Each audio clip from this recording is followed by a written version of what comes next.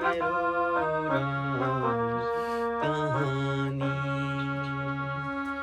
लौ सुन म भन्छु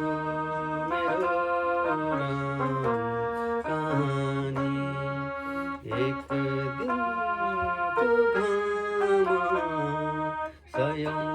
दिनको पानी लौ सुन म भन्छु मेरो राम कहानी उठ्दा आकाशले मलाई चिबुन्छ अघि बढ्दा मलाई धरती खाल्को खन्छ